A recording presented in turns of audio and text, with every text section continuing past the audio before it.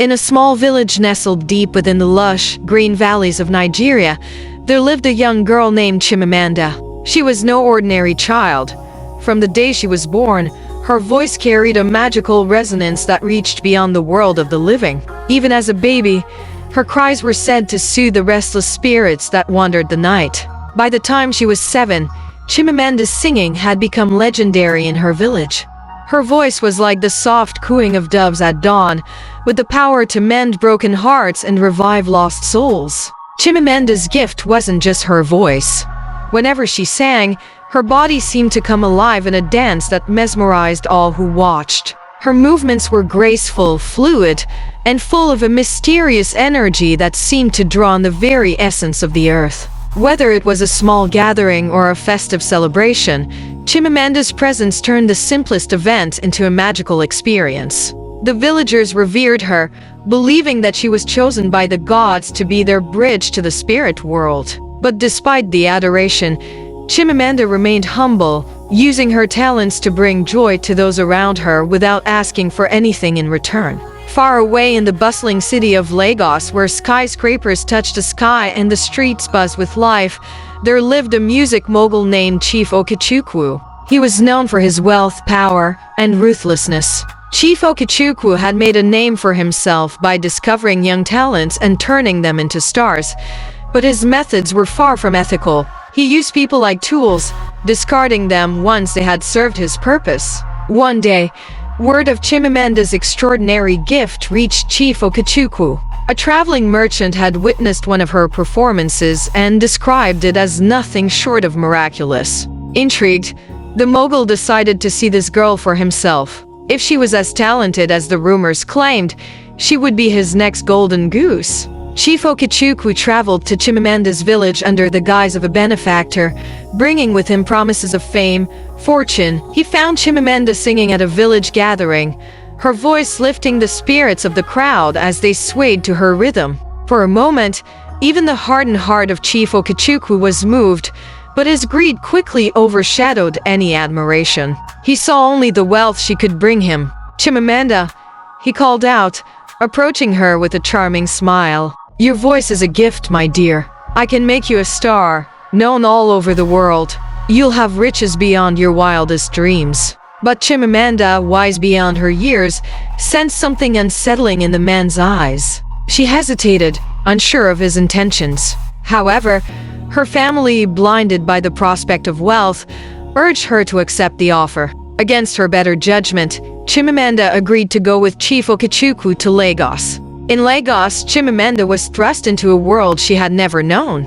Bright lights, flashing cameras, and endless crowds overwhelmed her senses. Chief Okechukwu wasted no time in exploiting her talents. He arranged for her to perform at grand events, where the elite of society marveled at her voice and dance. Chimamanda became an overnight sensation, but the price was steep. She was isolated from her family and friends, kept in a luxurious but lonely apartment. Her every move was controlled by Chief Okechukwu, who treated her not as a person but as a commodity. The once joyful girl who sang to heal others now felt trapped in a golden cage. The more she sang, the more she felt her soul slipping away. As the days turned into weeks, Chimamanda began to lose the spark that made her special.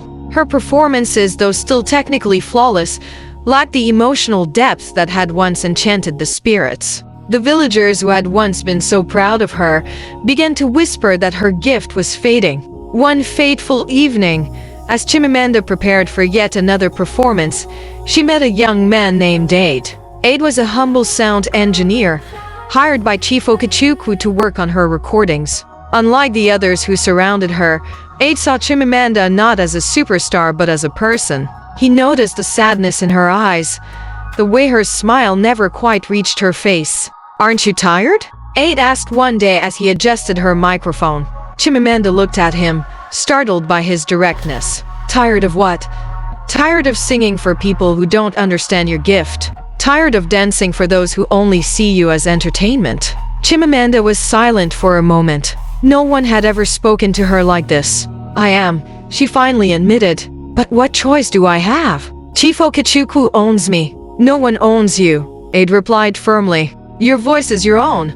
and it belongs to those who truly appreciate it. Over the following days, Aid and Chimamanda grew closer. Aid shared stories of his own struggles and dreams, inspiring Chimamanda to remember why she had started singing in the first place. Slowly, she began to regain her strength, her performances once again filled with the emotion that had made her famous. But Chief Okechukwu noticed the change. He saw that Chimamanda was becoming more independent, and he did not like it. Fearing he was losing control over her, he tightened his grip, limiting her contact with Aid and increasing her workload.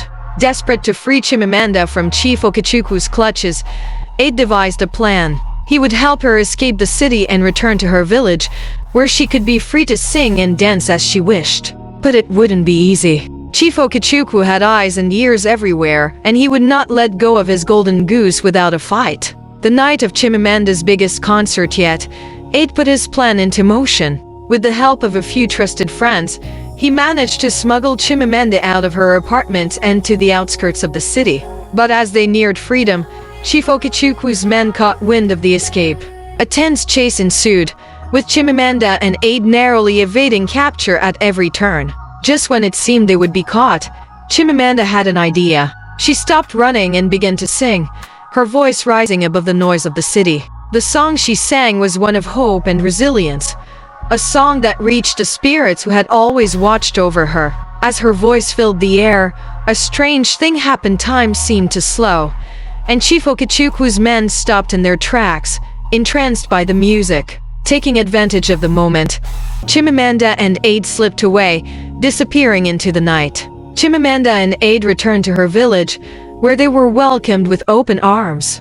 The villagers had missed her dearly and were overjoyed to have her back. Chimamanda resumed her singing and dancing, this time not for fame or fortune, but for the love of her people and the joy it brought to her own heart. Aid stayed by her side, and their friendship blossomed into something deeper. Together, they worked to build a music school in the village, where young children could learn to sing and dance, not for the world's approval, but for the pure joy of it. Chief Okechukwu, furious at losing his star, tried to ruin Chimamanda's reputation, spreading lies and rumors about her. But the truth of her voice and the love of her people were stronger than his lies. His empire eventually crumbled, and he was left with nothing but his greed.